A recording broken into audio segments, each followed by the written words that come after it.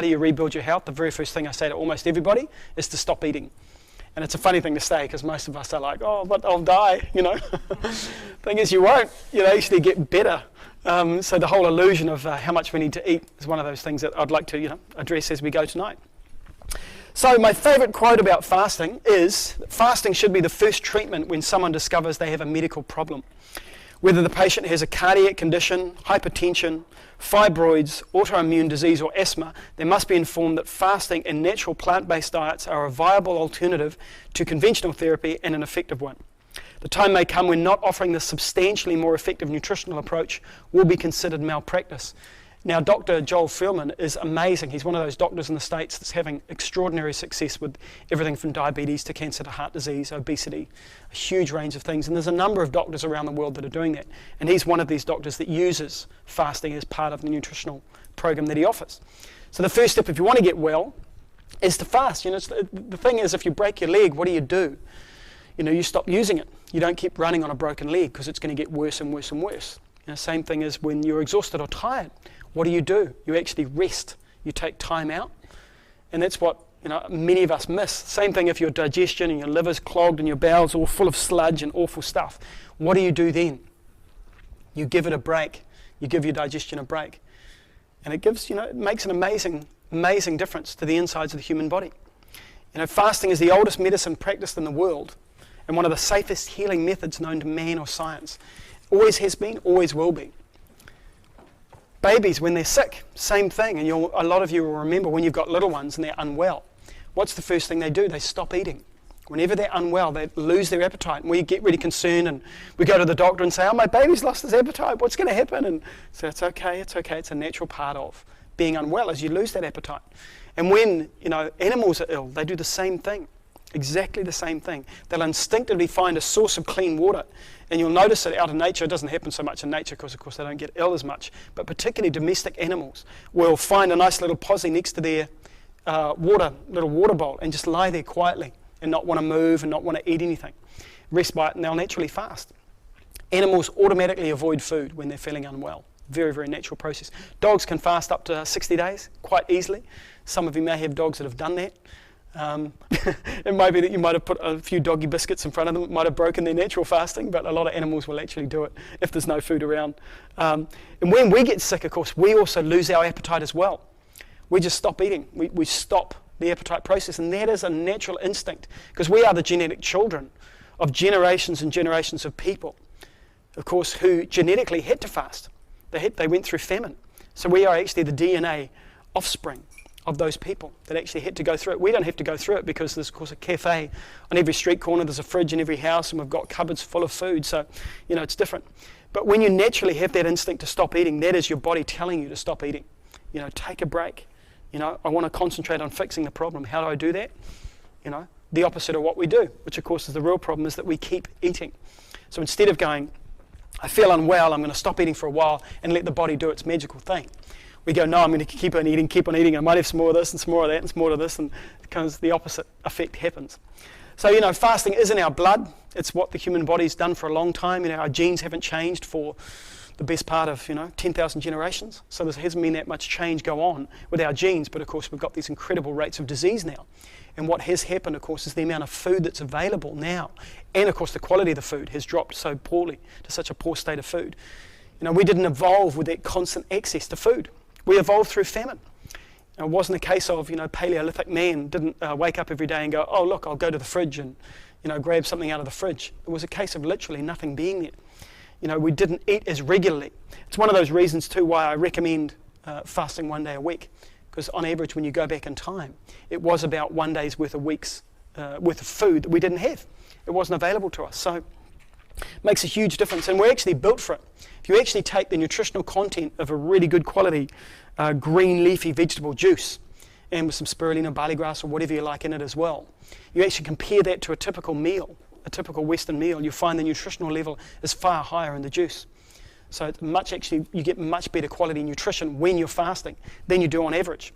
And fasting has your body recover from illness the way that sleep has you recover from exhaustion or rest. So when you're unwell and you sleep and you feel so much better, when you have one of those nice long 12-hour sleeps, when you're sleep deprived and you wake up in the morning and You can't believe it's 9 o'clock in the morning, you're normally up at 6 o'clock. That kind of feeling, that's what fasting does to the human body, having that break. And it's nothing new as well. Fasting is something that's been around forever. All the great philosophical religions and different headspaces, different things all throughout history. Doesn't matter whether it's Christianity or Buddhism, Chinese medicine or Vedic medicine, all the great teachers all had the same thing. All the great leaders throughout history all recommended fasting. Now, whether that was part of a spiritual discipline or a mental discipline or a health discipline, they all actually gave you the same thing: clarity of mind, healthy body, which of course is one of those fundamental aspects of any kind of study. So fasting is not weird. It's one of those things a lot of people go, you say, I'm fasting today, and they go, oh, how weird. And you go, well, actually, it's actually not weird. Fasting is just one of those most natural things that we do. And it's not about worshipping, thin celebrities. It's not some kind of weird cult thing that you do, when you stop eating. I've fasted personally many times over 25 years and had remarkable results from it. One of those things with my asthma was a key part of curing my asthma. Why is that? Well, of course, your asthma is so much run by your immune system, which runs your respiratory system, and your respiratory system is where things get in. And of course, if you can protect your respiratory system, then so many of the bugs and the colds and viruses you just will not get. Now, what runs your respiratory system is your immune system. What runs your immune system is 85% in your gut.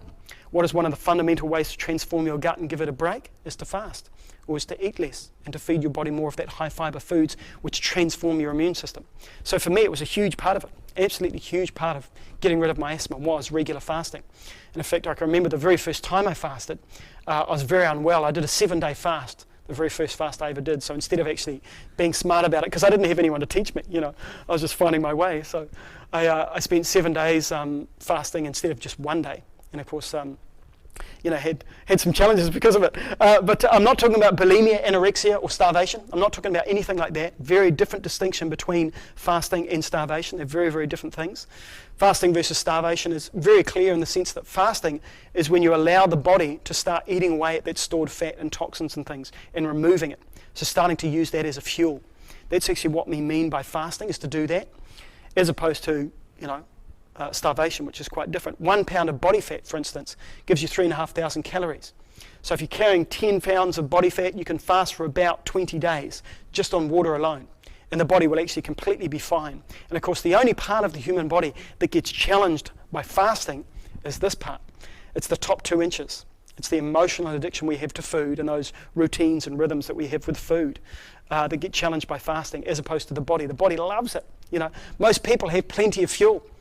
Most people have plenty. In the West, it's very hard to find someone that doesn't have any body fat at all.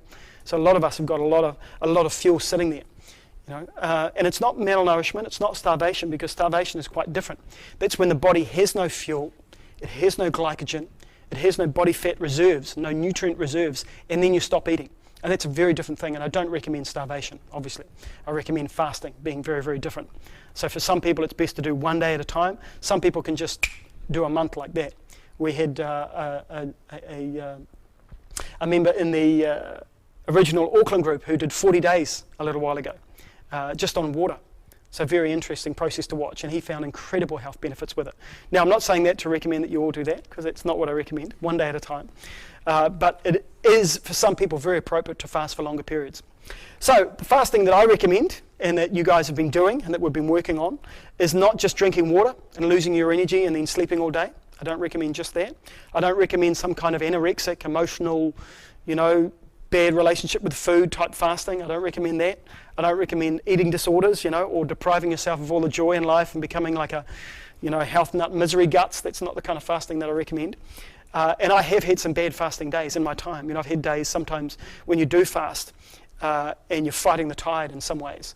You do have some pretty rough days while you fast. Most of the time they're very easy and they go really well. Sometimes it's a challenge. And sometimes you get halfway through a fast and you realize it's not quite the right day to fast. So you start eating, put it off for a few days, and then you find when you do fast 3 or 4 days later, it feels easy and it's no problem at all, and it all flows very well. So there's a lot of reasons to fast in terms of things to look at. One is to give the body a break from a lifetime of constant digestion. For many of us, we're born and we eat and then we die, and that's pretty much the life story.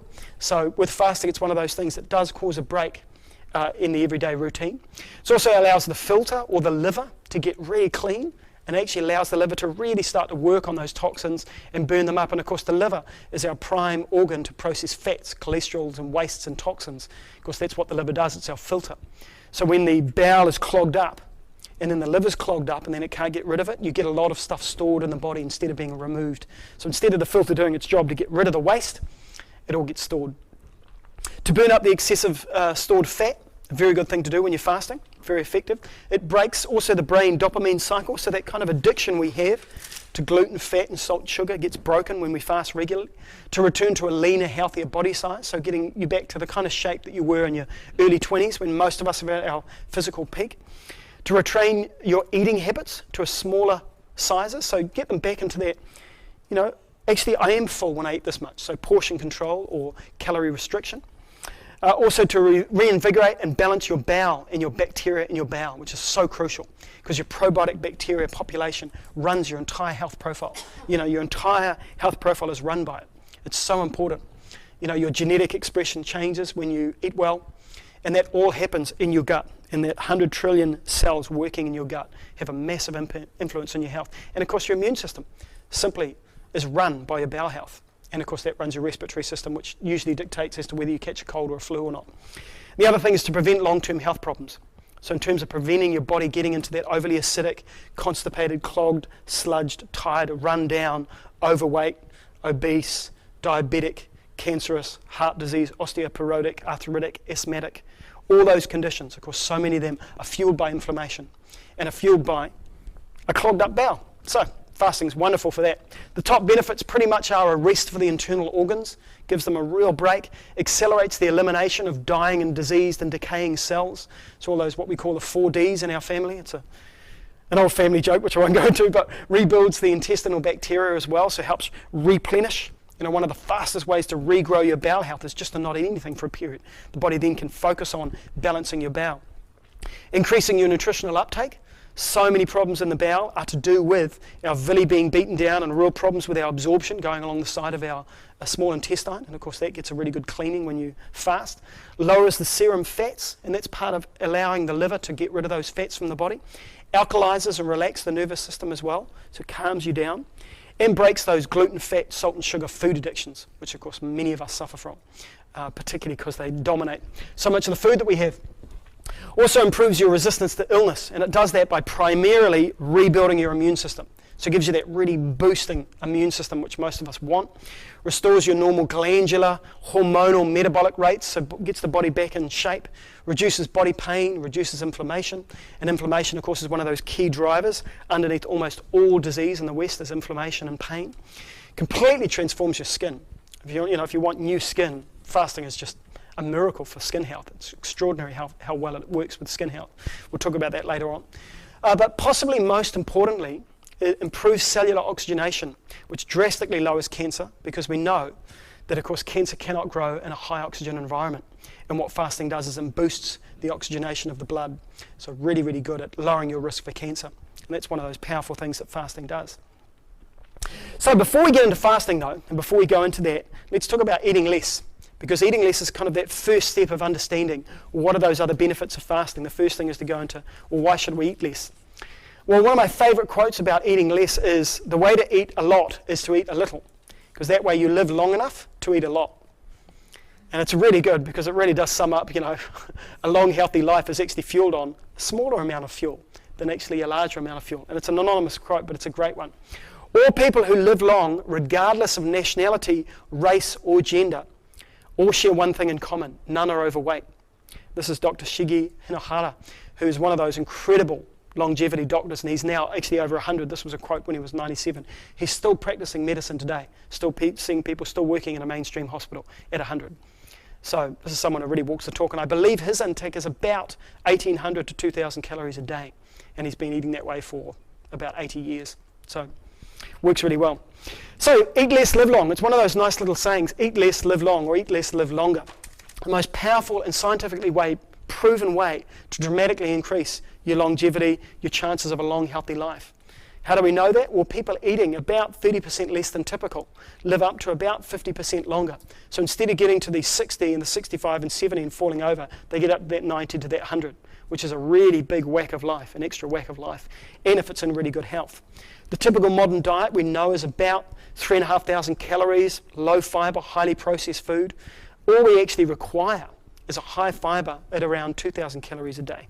And overeating causes oxidative damage and breaks down your DNA. And of course, this is where you get cancer problems. Once your DNA starts to go funny, and which is what we call cells behaving badly, is a kind of a very layman's term on cancer growth in the human body. It's one way to do it. So eating about 30% less gives you more energy, more vitality, more stamina, reduced abdominal lifestyle fat, so that's that white visceral fat around the waist. Also sustained long-term healthy lean weight, so getting yourself to the kind of weight where you can do the kind of things that you want to do. A much happier digestive system overall, so you get to absorb more nutrition. A more powerful immune system, obviously we've touched on that a little bit. Stable blood glucose levels, so when you get blood glucose going out, then you get insulin problems, you get diabetic problems, so keeping that stable when you're eating less. A sharper mind, and a much lower risk of dementia and Alzheimer's and things like that. And it's funny, it's one of those things that a lot of us worry more about that than almost anything else, is losing our mind as we get older, because of course it's so common in the West. And in other cultures it's very, very uncommon, and we'll talk about that as we go tonight. The instant improvement of your DNA, so it instantly improves your DNA when you eat less, because overeating is one of the most highly acidic things that we do almost every day. Lowers body acidity levels, decreases inflammation, and an immediate slowing of the aging process. So if you're wanting to literally grow younger, fasting and eating less is one of those first steps to do. Why should we eat less? Well, the relationship between being overweight and being diabetic is the same as the relationship between smoking and lung cancer. One causes the other. So very, very direct causation in that sense. Diabetes causes 50% of fatal heart attacks. Limb amputations, half of all the limb amputations that happen, arms and legs, and it happens a lot in blindness as well. Half of all blindness is because of diabetes. Dramatically raises your risk of dying of over 34 cancers, and of course we know the relationship with too much sugar causes diabetes. Too much sugar also kills your liver. Too much sugar also feeds cancer. So you've got the three things that too much sugar is doing, feeding all those different areas of ill health, which of course lead to so many problems. And in 2008, it's the first time I actually saw it admitted in the mainstream press, was that Diabetes UK predicted that life expectancy in the UK will start to drop for the very first time in 200 years because of obesity and the diabetic problem that is now rife. So even mainstream medicine is starting to acknowledge now what's going on with our diet and our intake. Now, calorie restriction, or CR, is another way to put it. And some people talk about that. And you can go back in history and see the very first experiments that ever happened with calorie restriction happened in, yeast cells, and then it happened with worms, and then we saw it with mice, and then with rats, and then guinea pigs and primates all around the world. And what they found was every creature, regardless of age and regardless of the age that happened or it was started, fed a controlled lower food intake with full levels of nutrition, lived almost twice as long as those with an unrestricted access to food. And the key word here is unrestricted. And of course what we're talking about is calorie restriction. So the exact opposite of controlled intake of food is unrestricted intake of food, and that is where the problem is there's just literally so much food we don't stop eating. Not only that, those animals that ate less and that were on a controlled intake of nutrition lived much longer and were stronger and much more resistant to disease. So they didn't get the illness. They lived much longer without any of the sickness or the lack of energy. So it makes a huge difference. It also lengthens life. We know that fasting worms outlast their relatives by 19 generations. So you can dramatically increase the length of a worm's life while still maintaining youthful psychological traits, so still behaving like a young worm and a happy worm. So all animals fed a lower calorie diet lived longer, partly because their cells could resist stress better. So it's actually partly to do with the ability you get to be able to fight off stress. And it's almost like that whole saying of a lean, mean fighting machine. You have that kind of ability when you're sharp and you're quick and you're able to deal with things a lot more effectively. And it's kind of a nice simile. Eating less primes the body to resist the more severe stresses that we go through, and reduces the risk of cancer and heart disease and dementia, brain degradation and Alzheimer's and things like that as well. So it also has an effect on your genes. And one of those things that you know that I talk a lot about is genetic expression, and how we don't have any say in our genes, but we have an enormous say in our genetic expression, how our genes express themselves to either give us a long, healthy life or a short, disastrous one. And calorie restriction actually changes your genetic activity with a mechanism that slows aging. So it slows the breakdown of the cell chromosome telomeres, which are the little things at the end of your chromosomes, which actually dictate how long you live or not. So the faster they break down and the shorter they get, then the faster you die. So your telomeres are a really good measurement for how healthy you are. And eating less and fasting has a huge impact. Younger, stronger lives, better preserved, longer telomeres. So you can actually measure the telomeres in someone who's aging well. The longer they are, the healthier you are. The scientists that have done the testing on calorie restriction agree, and they've long known that animal studies showing an about 40% drop-off if you lower the intake of food by about 40%, you get about a 40% increase in lifespan. So it's somewhere in between that 30 to 40% gives you a 30 to 50% increase in lifespan over time. And all scientists huge that there's huge payoffs for human beings. All of the scientists agreed with reducing calorie intake while maintaining a healthy diet, obviously rich in nutrition. So again, it's that difference between starvation and fasting, where you actually cut down what you eat, but the quality of what you eat is delivering a whole nother level of nutrition. That's when the body gets into that zone. And it's a really good zone to be in. So the doctors are the same. Mild caloric restriction is beneficial to everybody. My experience is that those who eat 30% less than average have the heart function of adults 16 years younger. And that's by a doctor at Washington University after studying calorie-restricted volunteers for 6 years. Basically, when you get into calorie restriction, you slow your aging, which means you extend your longevity. The body has less fuel to work with. You get activates the certain proteins, which we'll talk about shortly, boosts the rate of cellular repair, so you actually repair problems a lot quicker, and then you dramatically slow the aging process, all through just eating less. So again, it's one of those things, when I first discovered it years ago, funny story, but a very true one. I remember when I used to get constipated before I learned about food and nutrition, I used to just think that, oh, well, it's just like a long, kind of, one long tunnel, you know. So I kept thinking, well, if I eat more, it will just push it all through, and then I won't be constipated anymore. So the reality is, of course, that the opposite is true. Of course, you know, if you want to move your bowel, you need to eat less, and then the bowel gets more active. So it's quite funny how I remember looking back when I realized that, and I was learning about calorie restriction years ago. I realized what I've been doing to myself for so long. So the question is, how do we trigger those primordial genes that regulate our nutrients and give us a healthy long life? Well, the first thing is to eat less, because then the body does a number of things. Firstly, it overcompensates. So the genetic expression, which is the good genetic expression, gets overcompensated. Then we cause metabolic adaptations, reduces chronic disease, and this is even when it started in midlife or when you're older.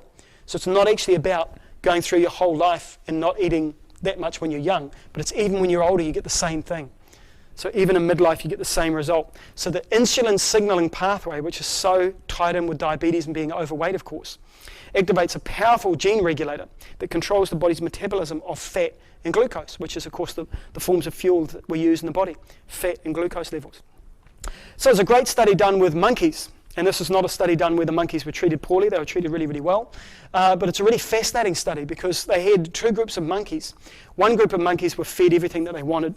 Another group of monkeys were fed a restricted intake. 14 deaths from age-related disease for the monkeys that ate as much as they wanted. 11 had diabetes, which is a really core marker here. High cardiovascular disease, high cancer rates, and high brain degradation. The other monkeys that were eating about 30% less had the opposite.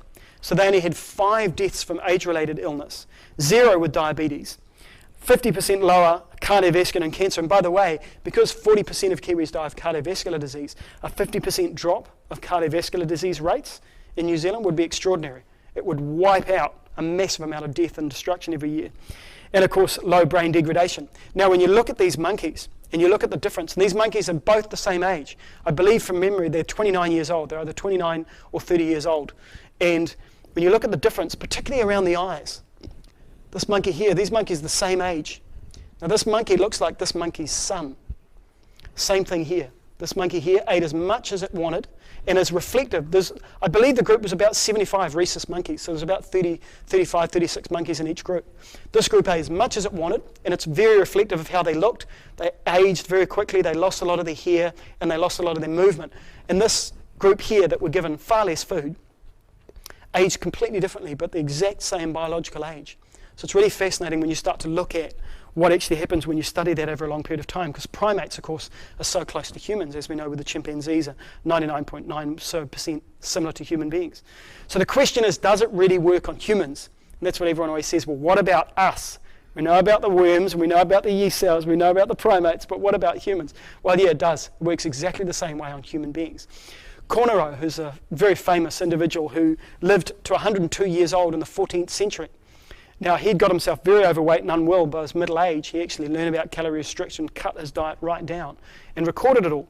And he lived 102 years old, which in those days is remarkable when you look back in history. During World War II, we also noticed that the different countries that had to restrict their food intake, suddenly their heart disease rates dropped. So there's a huge fallout from World War II in terms of a lack of food. And there's one of those standard jokes in English literature is that we've never eaten as well as we did during World War II. Because, of course, we only had less food and it was better quality food. So, interesting. Also, Dr. Nee, a 38th generation longevity doctor, did a study and he examined the diets and the intake of about 100 centenarians, very healthy people, long healthy lives, found that under-eating was the norm. It was the one of those things that united them alongside walking as well. 18 members of the Calorie Restriction Society were compared to 18 healthy people, and they found the same thing, 40% less arterial plaque lining their arteries, causing heart disease.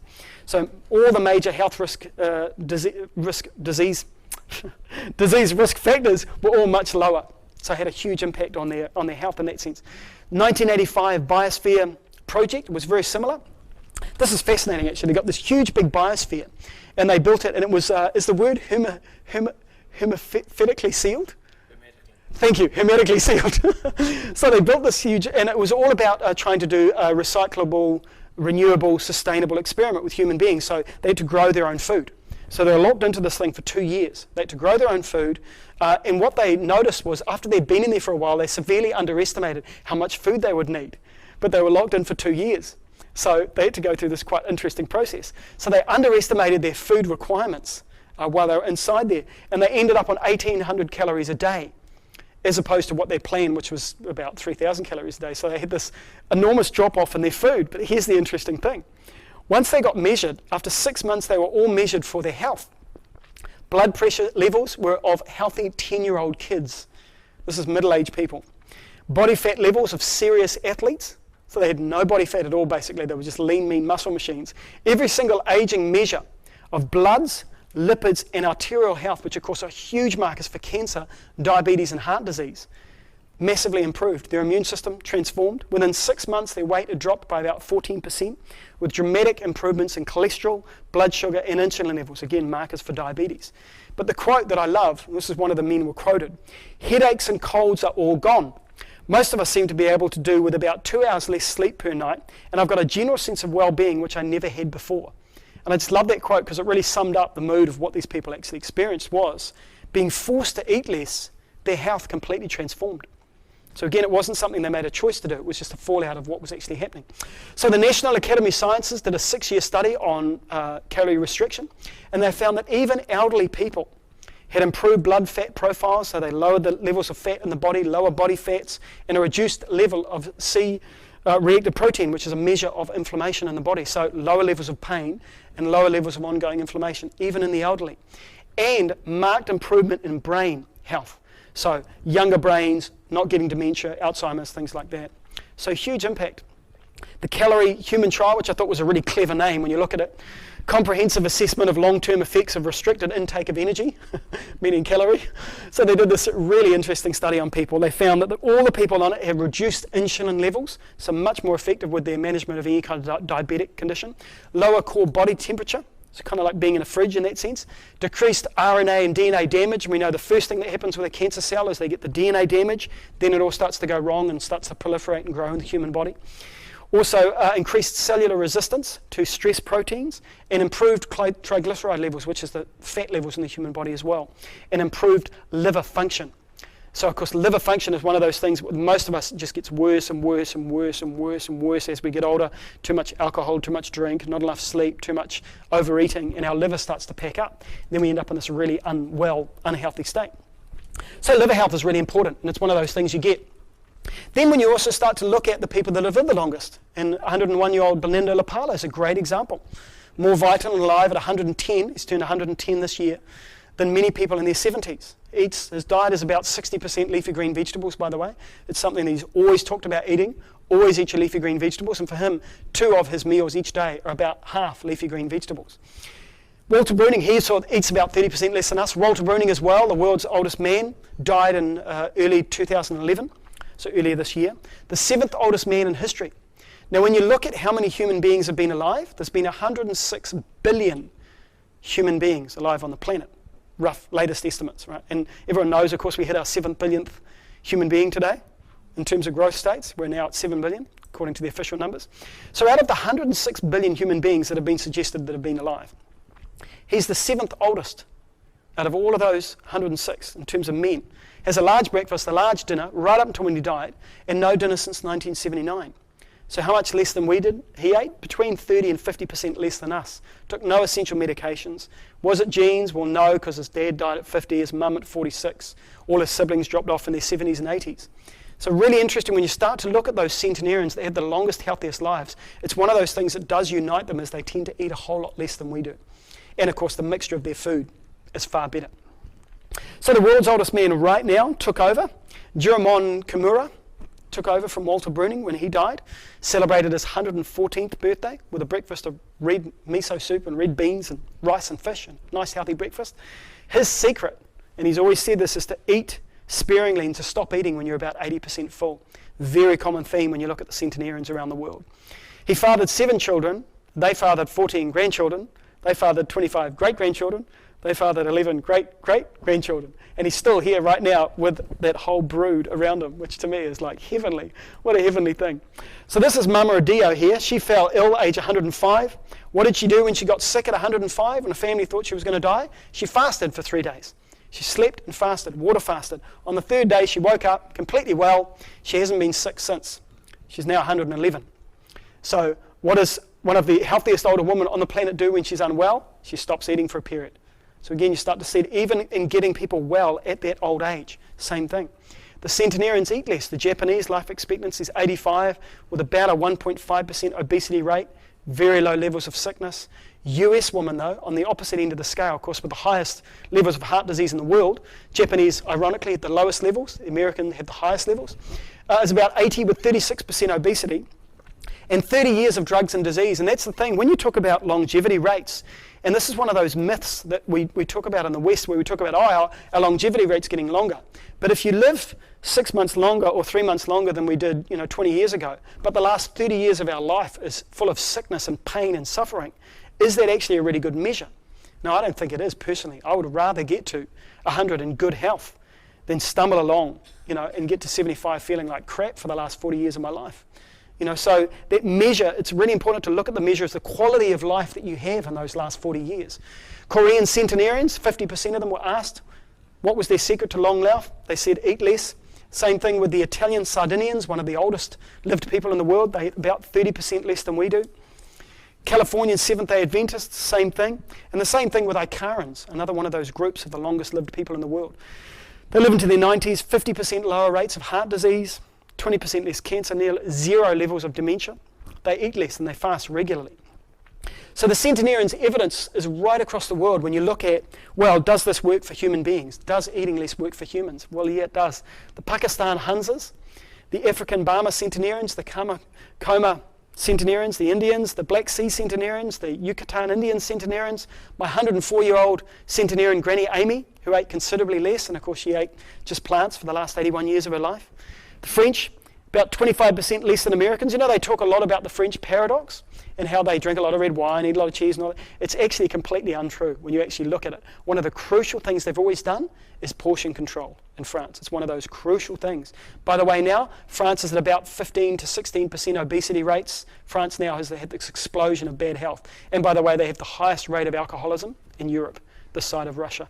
So there's a lot of things about France when you actually go into, and I've gone into the French health records, which you can actually access, and you start to look at what the French are doing well and what they're not doing well. There's a few things that the French aren't doing so well. And of course, a lot of it comes back to that mainstream diet, that they're starting to eat that rubbish that the rest of the world's eating. So the traditional Japanese Sardinian and Icarans, the Seventh-day Adventists, the US National Institute on Aging Studies, the Calorie trials, the biosphere trials, and the Washington School of Medicine study. So does eating less have a huge impact on human beings? as you can see it does. It has a huge impact, and it's right throughout the centenarians, throughout history. But of course, the golden centenarians that everyone looks to, when you really want to look at, well, how do we really live long? It's the Okinawa people. You know, the little island off Japan, similar size to New Zealand, not too far away from where we are here. Fascinating when you look at what they do. They have the highest rate of people living to 100 in the whole world. And the key things with the Okinawans, 97% of the population is disability free. Now in New Zealand, it's not even close to that. You can imagine if you go into a hospital, wave a magic wand, and all the people who've got disabilities don't have them anymore. Massively impactful on the quality of life. Disability-free life expectancy, the highest in the world. Almost 70 centenarians per 100,000 people. It's about 7 times more than we have. So for every one person we have that crawls to 100, they get 7 that run to 100 and get there and jump about and yell and scream and then go running off and do something else. You know, so very different experience of life they have. About 17% of the heart disease of Americans. Colon cancer at about half that of the West, 20% of our breast and ovarian and prostate cancer as well.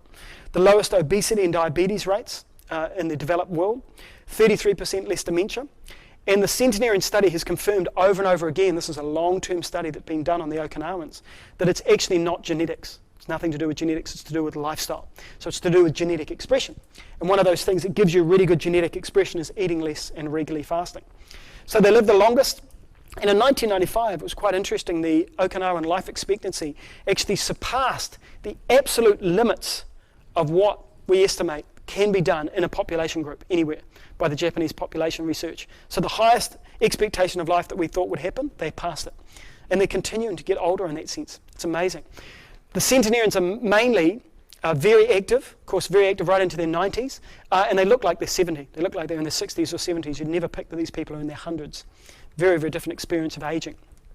The elderly Okinawans have impressive, very clean young arteries, low levels of cholesterol, low levels of homocysteine, which of course is an inflammation marker.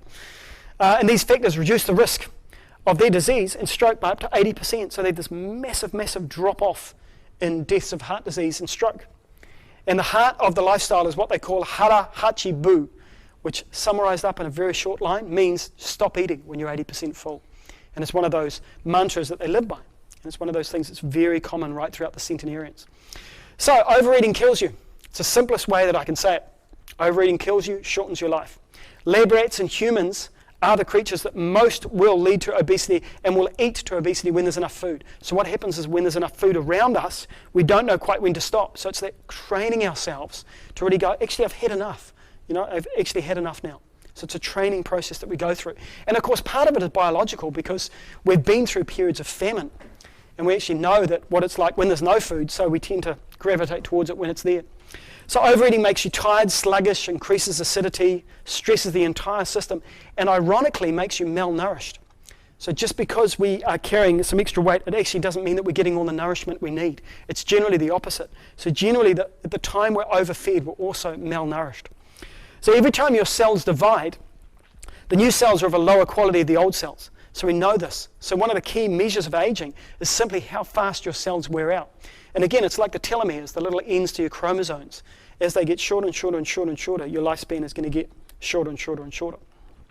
So the 4 elephants in a mini is a good example. And it's a really great way of summing up. If you've got 2 brand new identical minis and they come off the production line, one mini goes to one owner, one mini goes to another owner. They're owned by different people, but they're exactly genetically the same. Mini number 1 is driven by one human, given just the right amount of fuel, gets an oil change and a filter, clean as required, that's the liver by the way, and is washed down once a week and not driven on a Sunday. The other mini is given really poor quality fuel, never gets an oil change, never gets a filter clean or a liver clean, and is driven every day with 4 elephants in it. Now those minis are going to have different life expectancies. What will be the different cars' expectancy? How long will they live? How much money will you have to spend on one of the minis? So when you look at it, if you ask any great mechanic, anyone who knows cars at all, he'll say, look, the Mini that is given the good fuel, only driven with one person and given a rest regularly and keep the filter clean, that will last twice as long as this one. Twice as long is what they'll say. But of course, we don't talk about if we eat too much food, we're actually going to live half the length that what we do if we're not. So when we look at mechanics, we can actually see it very clearly in mechanics, but we don't see it when we look at human beings. So the body loves fasting. It's one of those things that the body has an amazing affinity with. And it's something that is right throughout our history. When you fast, the body switches on your inner nutrition and starts burning your rubbish as fuel. So it actually starts to run on the rubbish that we normally pack around the body and we want to get rid of.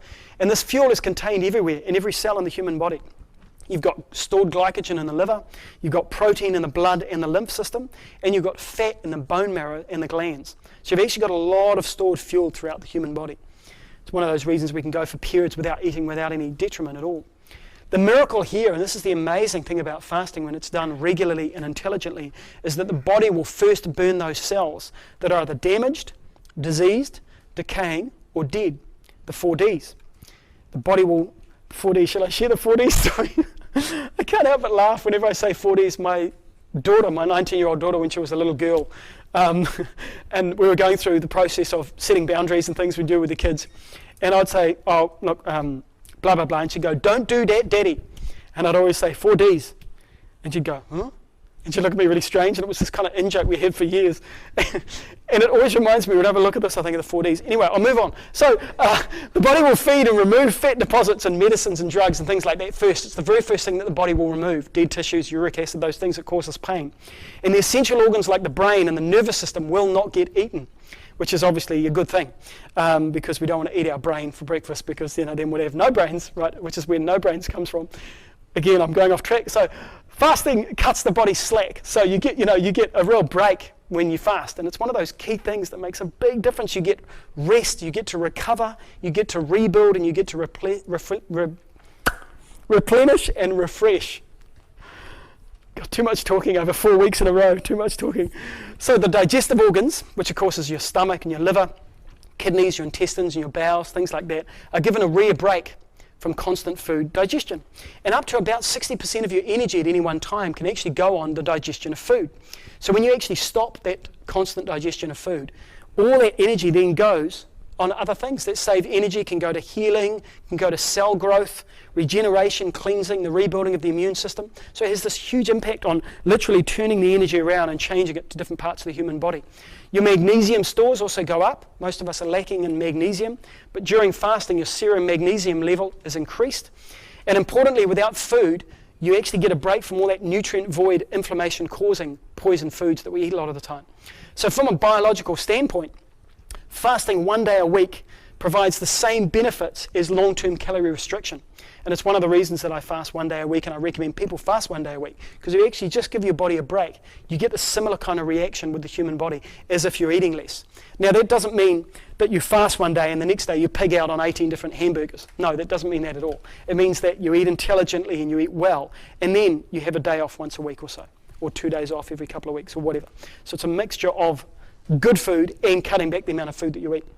So it makes the body more sensitive to insulin, which is very good at maintaining healthy, balanced blood sugar levels. Great news for preventing diabetes, and again, one of those things for treating diabetes. Joel Fuhrman, Dr. Alan Goldhammer, Dr. Gabriel Cousins, thank you. Different doctors all around the world have incredibly high rates of success with treating diabetes, heart disease, and cancer, and part of that, of course, is regular fasting. So how does that actually work? So let's get into the basics of actually how it works. Well, day one, your body generally tends to use up all the available fuel in the bloodstream. So that's the first step that happens. Your body turns to your liver and your muscles, where sugar is stored as glycogen. And that's where you get the glucose, of course. The body starts lipolysis. Lipolysis is the body burning through the glycogen reserves to make glucose. So you get into the first stage. And this usually takes somewhere between 16 and 24 hours. And, of course, you survive. That's the big thing you realize after 1 day of fasting. It's like, I did it, I made it. And then you can do it again, and do it again. And so it starts to change your relationship with food. So step one is for a lot of people, a really good, successful celebration kind of experience. And I know for many of you have had that, because you've emailed me and said, I did it, I fasted for a day, it's amazing, I feel really good, it wasn't as hard as I thought, da-da-da-da. Right, so let's get to day two then. Because day one, that's just the beginning. So autolysis and gluconeogenesis, that's when you start to get into these long, crazy words explaining the different processes when you fast. Day two, when your body has no more glycogen, and that's, the body stored the glucose and things in the body, it turns to autolysis, which is another word for self-digestion. And again, it doesn't do the brain or the central nervous system, but the body starts eating those old, decaying, dying, diseased, and dead kind of cells. And this is when you get into gluconeogenesis, or GNG, which is the body converting and recycling old proteins into glycogen. So gluconeogenesis is something that actually you will have experienced already. When you've been, really hungry, or you've been fasting, or you've had intense exercise, the body often will do that naturally. When you're having a sustained period of exercise, like you're doing a marathon, the body will switch into gluconeogenesis naturally. So it's something the body actually does quite easily. Day 3 is when you get into ketogenesis.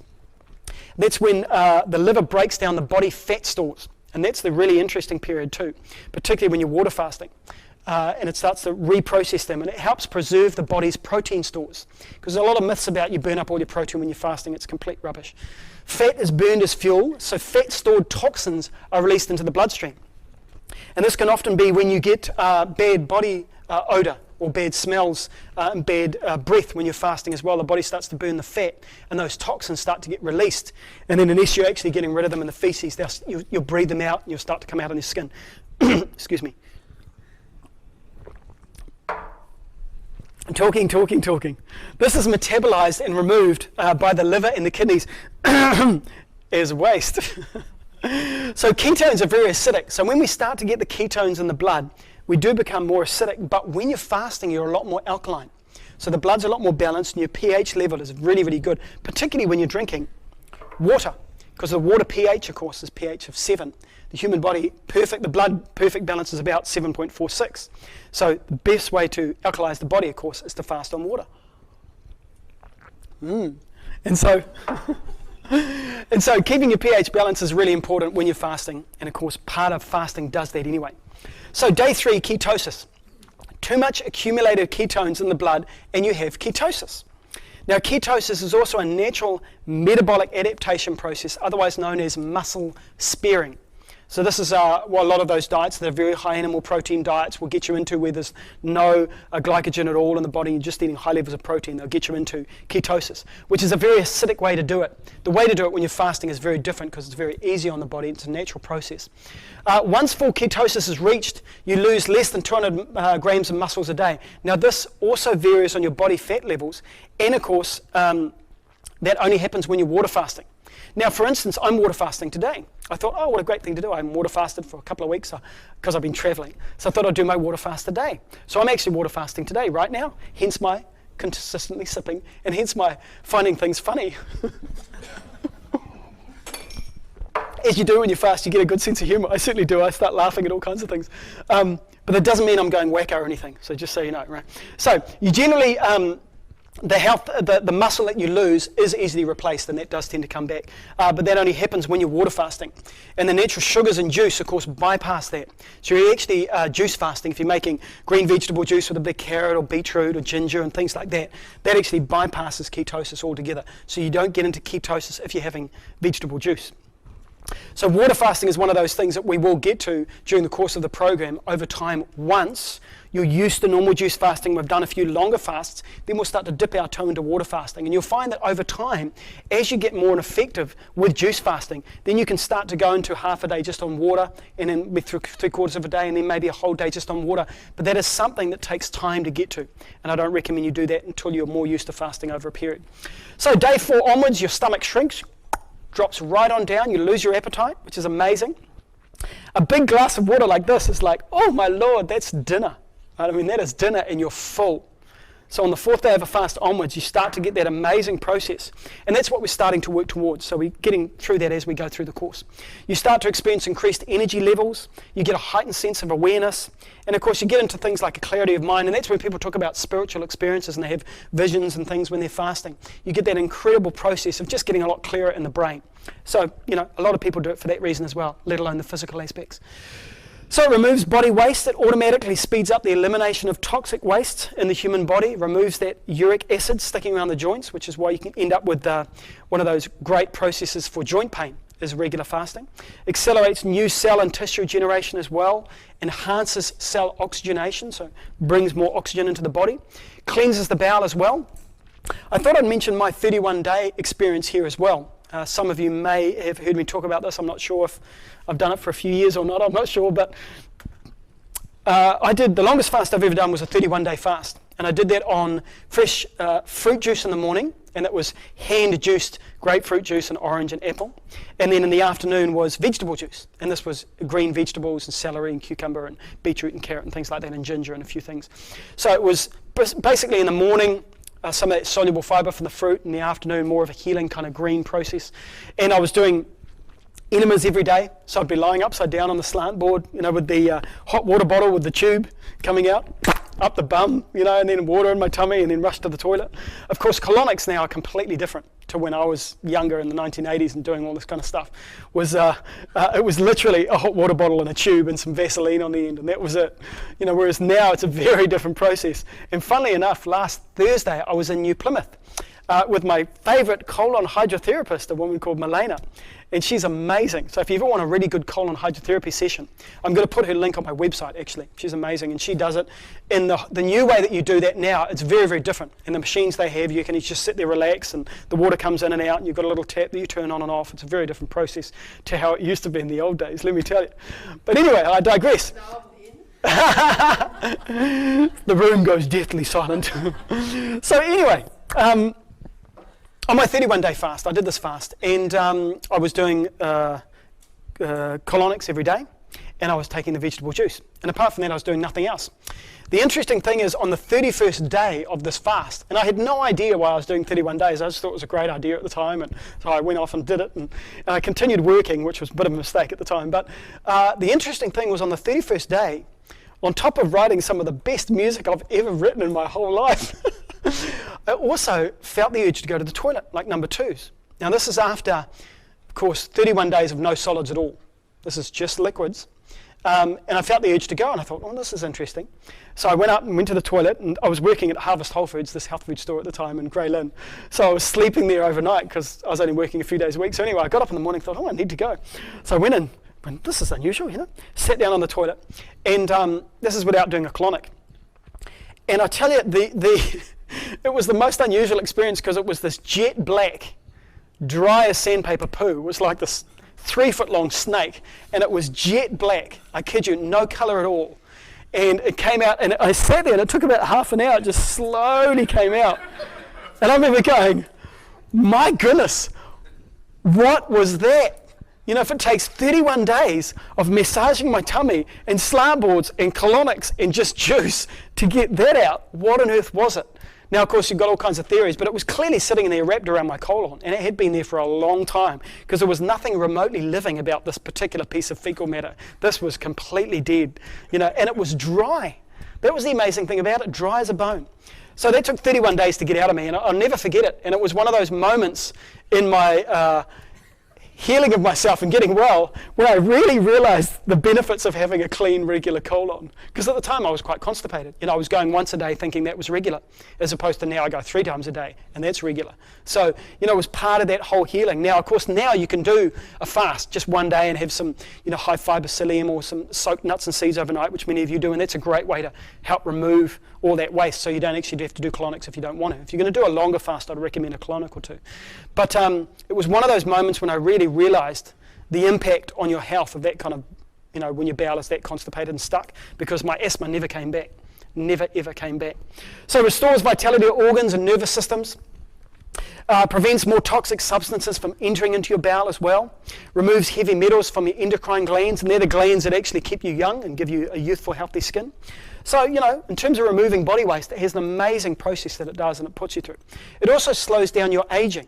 And this is another one, when you look at the centenarians that regularly eat less or regularly fast, and big groups of them do, they look so much younger and more vital because literally their aging has slowed. It helps the body reset the cells to a natural state. The toxic load, of course, is lessened. Of course, the more that we eat, the more we have a toxic load of digestion going on. And the efficiency of each cell is enhanced, so you get a much more effective process in your cells. Every cell in your body needs this constant supply of nutrition to be coming in. When the body gets interrupted, when it's regularly disturbed by sludge and incapacitation by bad food, it's generally caused by eating too much food. And it's very, very common for us just to eat too much food every day.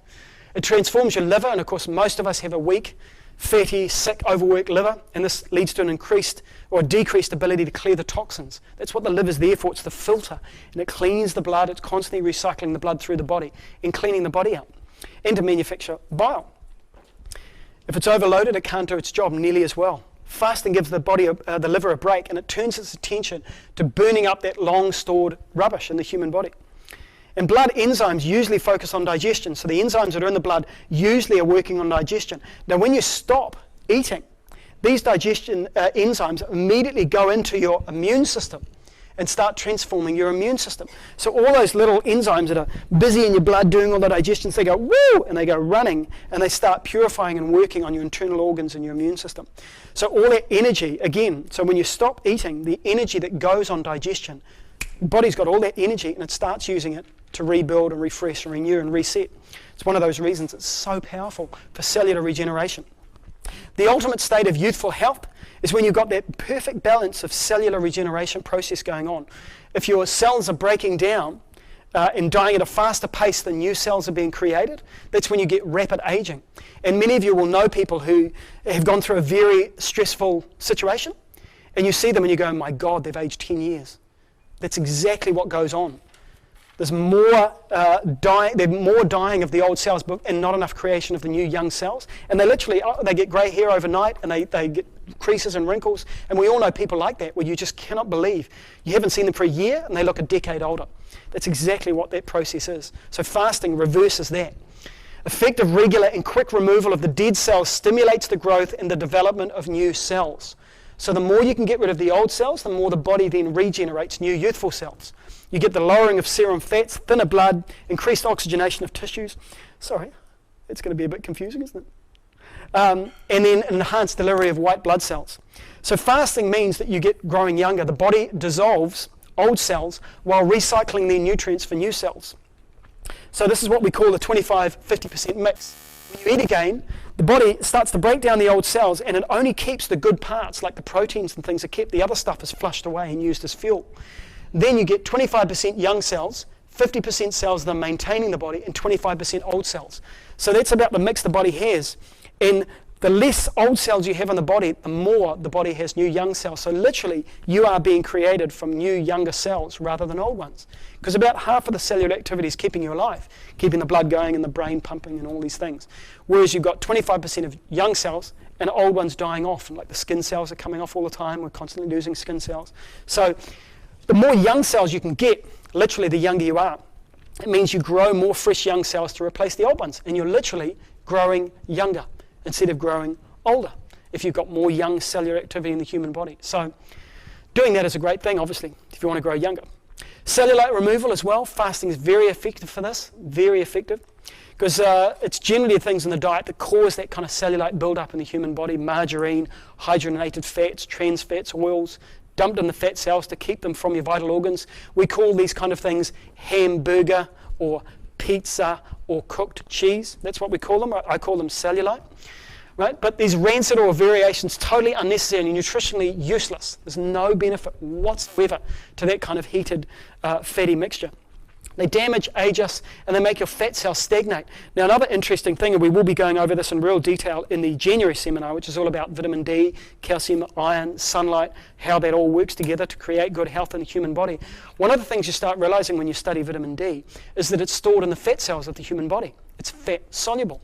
So, of course, we store it away in the fat cells, and then if we've got too much slugs and toxins and we're carrying too much fat, the body then can't access it to make us well. Now, what is the very first thing the body calls on when you get sick or there's a bug coming? Is vitamin D, because it gets converted in the liver and the kidneys to 1,2,5-D, which is the most effective metabolic runner of your immune system. So that's actually what runs your immune system, is vitamin D. It's in every cell of the human body. But of course it gets stored in the fat, and if we've got too much, the body can't access it. Then you get sick. So you get into this vicious cycle of running your immune system down, not being able to access your vitamin D, and storing it in fat cells alongside the toxins. So again, it's a vicious cycle. So it damages us and ages us. And of course, sunlight is one of those crucial things for vitamin D.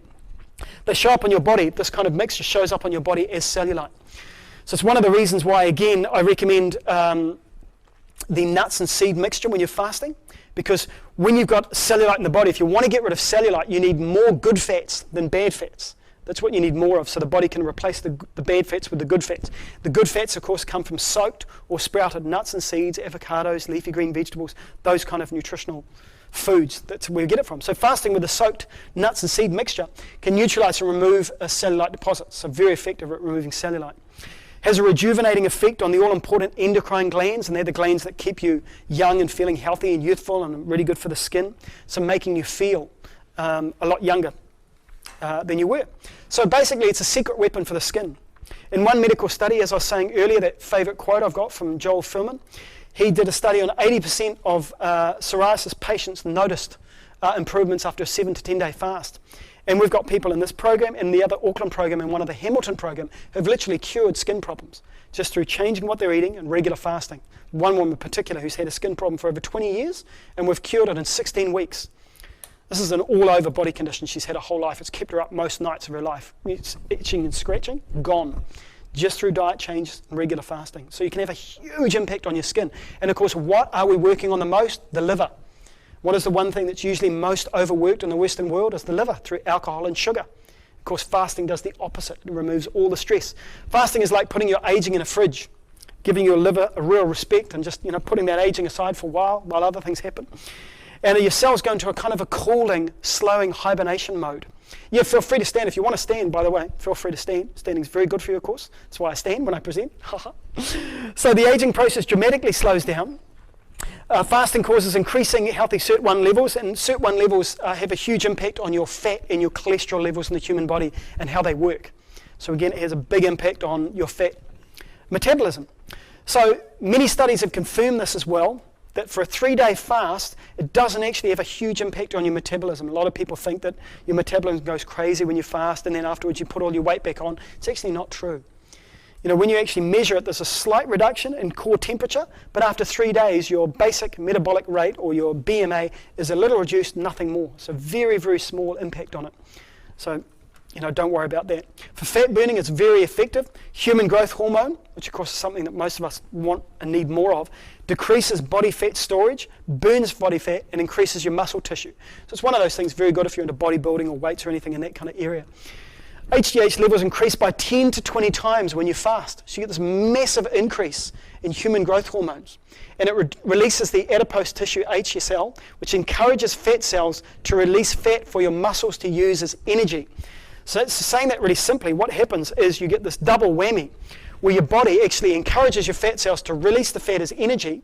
Then it also tells your muscles to uptake that and use that as energy. So it's a really nice double whammy where you actually start to use the fat for energy without what they call muscle sparing your muscles from being burnt up. So eating less and or regular fasting increases fat burning and the whole body fat oxidation rates. So it has a huge impact on your fat levels in the human body. So it equals weight loss as well. For those people, you know about this, of course, it's one of the fastest ways to lose weight if you're wanting to drop weight. It affects genes called FOXA2, which is found in the liver, which influences your fat burning levels. The region of the brain also, which controls sleep, intake of food, and your sexual behavior, which is why sometimes when you're water fasting, you lose your romantic inclinations. So for some people, they can find that if they get onto a longer fast, they'll get more. And it is interesting because it's that whole thing of where different philosophical and religious guidelines talk about fasting, and they say, look, this will purify your mind and make you think of higher things than basal urges. And it does happen in that sense. You fast for a longer period of time, you're more thinking about, interesting philosophical debates as opposed to, mating. So, influences your sexual behavior as well in that sense. The pancreas releases insulin every time that you eat, and this blocks the FOXA2 gene. When you're fasting and there's a lack of insulin, FOXA is active. And what this does is it makes 2 proteins which tell you to increase physical movement. So you actually get that whole, I need to go and find some food. It's a biological thing where, there's no food, I better get moving. And so you actually start moving more as well. You might have noticed that with me tonight, actually. Walking all over the place, I think, aren't I? So fasting slows insulin, burns fat, and makes you more active. So a really nice kind of summary of what it does in terms of weight loss. In one study, there was 300 metabolites, sorry, I get quite giggly when I fast sometimes. Other signaling molecules were analysed, 44% positively increased and charged after just 36 hours. So just 2 nights and 1 day of fasting had a huge impact, and particularly with blood leptin. The interesting thing about this, higher blood leptin levels are found in obese people or people carrying a lot of weight. It decreases when you're fasting. So when you fast regularly, you get that adjusting of the hormones where leptin drops back and genuinely resets your appetite. So over time, where you have calorie restriction, which of course starts with willpower, because where the willpower goes when we're fasting is we generally lose that willpower because we of course get beaten down by gluten, fat, salt and sugar, those kind of foods that we get addicted to. And so one of those things where you're breaking food addiction is it has to start with the willpower, because of course it won't start with a natural urge, because when you've got food addiction going on, that overrides everything. You're just consistently craving foods and eating. So you have to start with the willpower. That then starts to break the cycle. You regularly fast, eat less, then that starts to break the dopamine addiction. So you start to break food addictions, which is why fasting is one of those ways to break food addiction, much like cold turkey will break heroin addiction, or cold turkey will break coffee addiction. Same thing. For a couple of days it's going to be hard work, but then once you get into the groove of it, it changes and everything shifts. And that's when you get that natural healthy appetite back, which lowers over time. So celery juice is one of those great things for weight loss as well. I recommend celery juice, as you know, when you fast. It's a wonderful one. Highly nutritious, very alkalizing. One of the most hydrating foods there is. Rich in soluble organic sodium as well, which helps break down built-up problems in the joints, calcium deposits on the joints. And every cell in our body is constantly bathed in sodium. It's very important. Salt is very important, but good quality salt from your vegetables and things. And the sodium balance goes out, you get dehydration. So celery juice is one of those great foods for the natural potassium-sodium mix. And we used to have a potassium-sodium mix. I think it's about 10 to 1, and now we've got 1 to 3 sodium-potassium. It's done this complete reversal, which is one of the reasons our pH levels are out as well, because sodium and potassium impacts on our pH levels. So again, it makes it very alkaline and very rehydrating. So very good if you're running or exercising while fasting. Make up some celery juice and just sip it while you're exercising. Very good for strong bones, and ironically too, very similar to bones. If you actually get a bit of celery and snap it, it actually looks like a bone as well. So very, very good for the bones in that sense. You guys know about grapefruit. I talk about grapefruit all the time. I recently raided one of my only trees left that have got grapefruit on. I got the last 4 grapefruits on the weekend, and I'll be enjoying one tomorrow morning as I break my fast, which is kind of a longer breaking of the normal fast, but I'll be doing that tomorrow morning. More effectively than just about any food on earth in terms of burning fat. It stimulates the body to burn fat. It literally fries fat in the human body. It's the only plant food that we know of that will actually break down the same amount of fat in the human body as well. And it contains naringenin. And naringenin stimulates your genes, again, to burn more fat.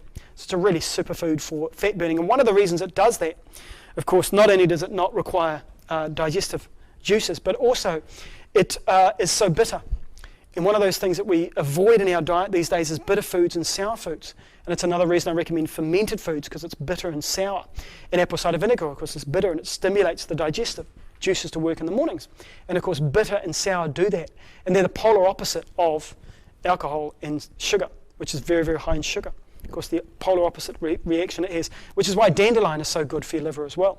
Dandelion is just the single most effective way to rebuild your liver, because greens and dandelion are those 2 superfoods for your liver. So if you want to help your liver out, have more dandelion, have more greens. Grapefruits also help to thin the blood. Very, very, very effective thinning the blood. And this is why a lot of people on medications, statins, blood cholesterol medications, can't have grapefruit. Because, of course, it's so effective at thinning the blood, which is what you're taking the medication for, that you get this double whammy, you can throw the medication out. So I don't recommend grapefruit, obviously, if you're on blood thinning medications. However, if you're wanting to change your diet, you eat more of a plant-based diet, you can slowly come off those drugs, and then you can have grapefruit once you've actually come off them. My mother's a classic example, where she was on high levels of statins and medications and blood cholesterol. She had a heart attack, and she's got herself overweight and unwell. I worked with her for 18 months on her diet, regular fasting and exercise. Now she's cured, she's off all heart medications, off all statins, and a mainstream doctor took her off all of that, simply because she didn't need it anymore. You know, her body was fine, her heart was fine, her blood levels were fine. Now she can eat grapefruit very, very easily. So one of those things just to watch for, and you'll find that on medication will have those warnings anyway. So fasting and exercise. Can you exercise while you fast? Yes, you can. In 1954, 19 men water fasted while they walked from Gothenburg to Stockholm, which is 325 miles. They did it in 10 days. And the testing on them showed that their blood levels of fasting were sustained right throughout the period. So no protein loss at all. Still recycled through the body. As the body, we know that the body does it, recycles it. No food, protein levels normal. While fasting, your body does what it can to preserve its lean muscularity and body tissue. has no impact on the measured testing of the speed, power, or agility or endurance of athletes. Now, I'm not talking about fasting for a month and then trying to do the 100-meter sprint. I'm not talking about that. I'm talking about regular, irregular fasting. So every now and again. Trey, my eldest boy, of course, broke a Guinness World Record while semi-fasting on green vegetable juice and spirulina. And the most push-ups I've ever done without stopping was 160, and I did that on the 26th day of a fast. And I was regularly working out with a friend of mine, and he actually watched me do it. And he's witnessed it, because no one believes me when I tell him. But I have a witness, and he couldn't believe it. I was like a yo-yo, just would not stop. I remember looking up at him when I got to 120, because that was my record. 101, 102, 103. I was looking at him and we started laughing. And I remember starting to laugh while I was doing this exercise. It was amazing. So, can you exercise? Yes. I don't recommend strong weight exercises, unless it's just body weights. But yes, you can exercise right through a fast, particularly if you're fasting with green vegetable juice. So, disease prevention and fasting. As we get to kind of the last part of this evening in terms of, I know it's been a long fasting seminar this evening, but in terms of disease prevention, that's when you really start to get into some interesting things of what fasting can actually do in terms of prevention of disease long term. So the Icarans, for instance, observe 150 days a year semi-fasting, and a third of them live into their 90s. Now, a third of us do not live into our 90s in the West, not even close. The Hippocrates Institute, Hallelujah Acres, all treat people around the world with fasting and the fresh juice of fruits and vegetables as part of their treatment. Naturopathic doctor Rudolf Buss used fasting and juice therapy to heal and cure people of cancer and leukemia. Very, very common. One of those things, when you look at all the different healing institutes around the world that have the most effective reversal and treatment of cancer patients, the one thing that you'll find that they all do in common is very high levels of greens and fasting. One of those things that links them all. Of course, no meat as well, but very, very high levels. So arthritis, asthma, and jet lag. A 7 to 10 day fast significantly improves rheumatoid arthritis and continues to if it's followed by a healthy vegetarian diet. I've got someone at the moment I'm trying to work with who's got rheumatoid arthritis that won't have a bar of it, but I'm trying because I know we can make a huge difference to rheumatoid arthritis if you're willing to regularly fast and eat more vegetables. Fasting also improves and transforms jet lag. It's one of the reasons why if I'm flying when I'm going overseas, I'm going to England, I'll just fast for the whole period, because you'll find that you'll actually sink back in, your body clock will sink back into the normal time much more effectively, and you won't have that whole jet lag because your body stops eating and its timing goes slightly out. So it's a really effective way to get over jet lag much more effectively. Asthmatics who fast, and I know there's a few in the room, and myself, of course, I cured my asthma. One of the key things was fasting. Have fewer symptoms of asthma when they fast. A lot of people, their asthma goes completely when they fast.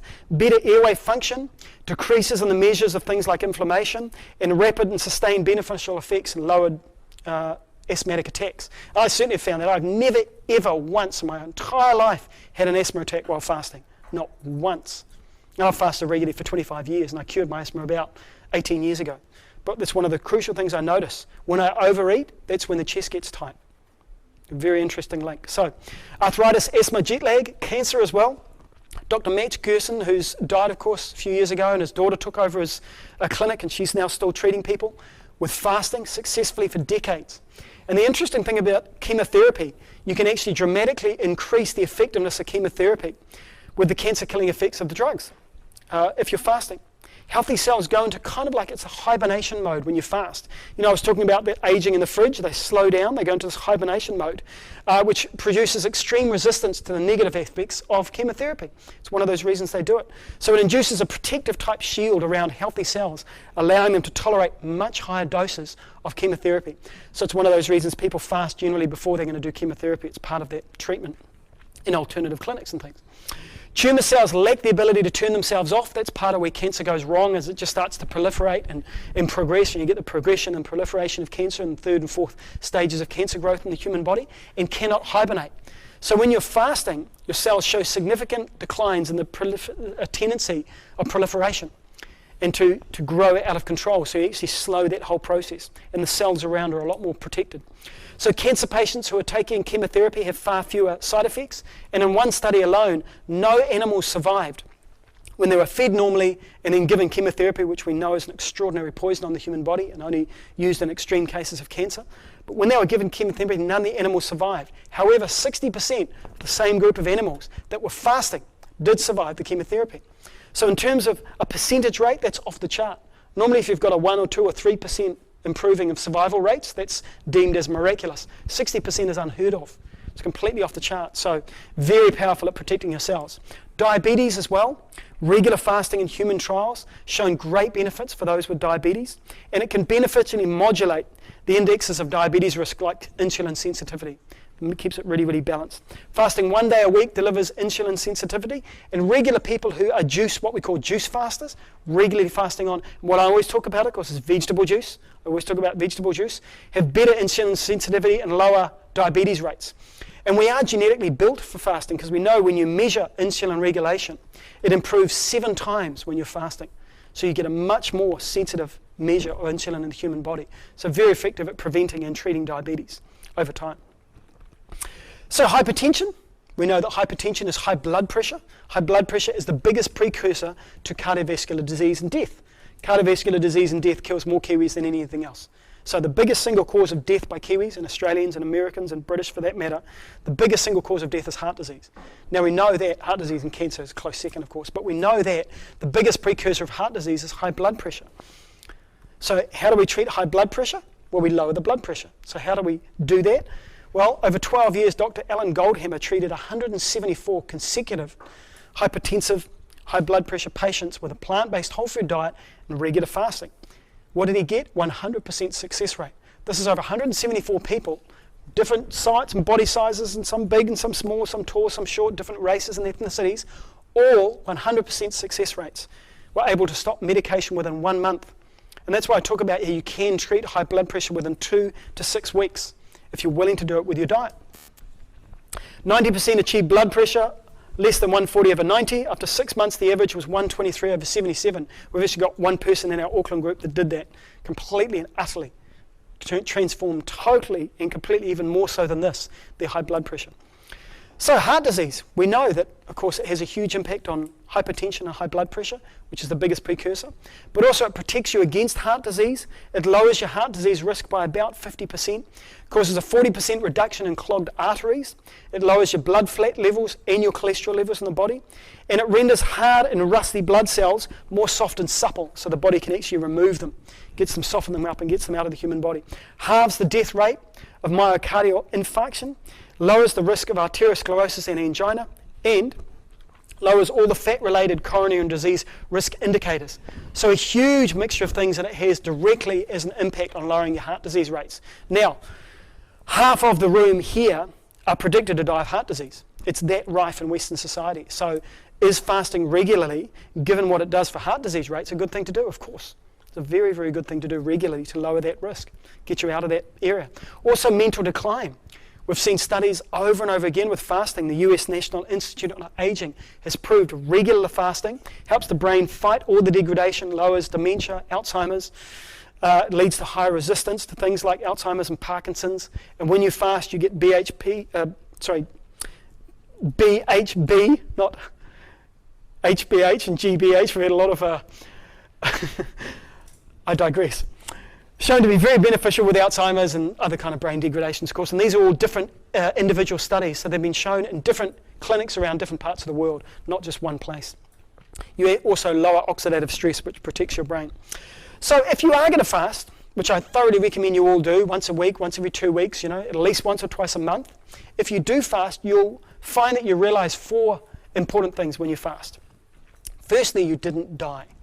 Okay, so you start to get over that whole fear of, if I don't eat today, I'm gonna die, right? So we get over that, and it's a really good step to take. So the first step is that you don't die. Because, of course, most of us are fed subliminally messages about, you've got to eat, darling, you've got to eat all the time, eat more food, you're looking a bit slim, eat more food, whatever. So it's very common that we just grow up thinking that we need to eat every day. And, of course, you don't. So, first thing, you didn't die. Most people have got enough spare calories to go about 40 days without eating. Now, I guess, like I said, I don't recommend you just water fast for 40 days. It's not what I said. However, most people, if, a good example of it, it really is a good example, here we go again, but as if you're in a plane. Imagine if you're in a plane and the plane crashes, and it crashes next to a desert island. So you crawl off the plane crash, you end up on the desert island, and all there is to eat there is some grass and some leafy green vegetables and some tubers and things, and there's no cigarettes, no alcohol, no junk food, no fried food, nothing there at all. And of course, there's some fresh water and there's a little bit of vegetation. Now, you would either choose to fast and eat the vegetation and drink the fresh water and survive, or you'd die. But it would actually take you quite a long time to die. Even if you decided then to die, you'd actually have to burn up all the reserves of glycogen and fuel in the human body first. So it's one of those things where you can actually break those addictions through regular fasting. And one of those things with regular fasting is it will build your self-discipline and your inner confidence with food. It has an amazing mental impact on you when you regularly fast, because you realize that you accomplish something that most people will never do in their entire lifetime, which is stop eating for a period. Some people for 1 day, 2 days, 3 days, 20 days, 40 days, whatever. But it's a milestone of accomplishment in self-control. It really is. And you should be congratulated. You know, if you fast just 1 day, you should be congratulated, because a lot of people in the West will never do that their entire life. And it has such an impact. So you observed yourself, you recognized habits and patterns when you habitually reach for food, and particularly water fasting. Water fasting is one of those interesting things because literally you don't do anything. You don't even make a juice. You don't soak nuts and seeds. You don't do anything apart from every now and again throughout the day. That's it. So it's really interesting because you'll find yourself suddenly realizing you're standing in front of the fridge and you're going to open the door and then you remember you're fasting. And it's really interesting because it shows you it's just habit and it's just breaking those habits. That's one of the most powerful impacts of fasting, is it breaks your brain habits and your addictions with things. So very, very powerful. So the summary: completely transforms your skin. If you want to lose wrinkles, if you want to rehydrate your skin, if you want to grow healthy young skin, if you want to transform your liver, fasting regularly, I absolutely recommend it. Reduces inflammation and pain, so very, very good at preventing inflammation in the body and preventing of pain over time. Dramatically improves your immune system. Of course, it helps rebuild gut bacteria, the lower part of your gut. Rebuilds your intestinal bowel health, which of course does that with your immune system. Very effective at maintaining and giving you good, healthy weight loss over time. Breaks food addictions and clears the brain from those kind of food addictions we have. Provides a much needed internal break and gives your organs a break. Relaxes the nervous systems and helps feed the nervous systems. And cellular regeneration, which is when you get 25% of new cells, 50% of cells running the body, 25% old cells. You start to eat away at the old cells. The body then immediately starts creating lots of new cells out of recycled nutrients from there and all the new nutrients that you're eating. So part of the key thing with fasting is when you come off the fast afterwards to eat well. You know, because you are literally, when you start coming off a fast and you're eating, you are rebuilding your body. You've been burning off the old cells while you're fasting, but then you're rebuilding with the new nutrition. So is grapefruit a good thing to eat after you've fasted? Yes. Leafy green vegetables? Yes. Green blossom smoothies? Yes. Soup? Yes. Potato broth? Yes. Sprouts? Yes. So that's what you want to rebuild the body with, because when you do that, your health transforms. So, feel amazing, stimulate transformation. That's my thing for fasting. I think it's really cool. Yes? No? So feel amazing, stimulate transformation. Get on the fast track to health. Give your body a regular break, regularly fast. Fasting leads to a more effective and broadly enhanced physiological profile and function. It enables you to rest, to recover, to reset, to rebuild, to regenerate, to rejuvenate, refresh, revitalize. Very powerful. It is fantastic. Fasting makes you far sexier when you fast, of course. Increases your sexual attraction to the opposite sex, if that's your thing. You feel amazing, you function better, you fly higher, and your bowels flow much easier. So it really, really is good. And of course, it's a fat thing, which is good because it all works, right? But you must fast at least once in your lifetime. Really, really recommend it. At least once in your lifetime, you must fast. Because once you do it, you tend to find that it's actually much easier than you thought. And then you start to get the impact and the effects over time. So, calorie restriction, eating less and fasting reduces rates of type 2 diabetes or skin problems, hypertension, cardiovascular disease, stroke and heart disease, dementia, stroke again, of course, arthritis, gallstones, infertility, asthma, cataracts, blindness, breast cancer, prostate cancer, liver cancer, colon cancers, obesity, overweight, body fats, and is the single most powerful immune booster for your all-important immune system. That's why I recommend fasting. So now we've come to the end of the Calorie Restriction, Eating Less and Fasting seminar.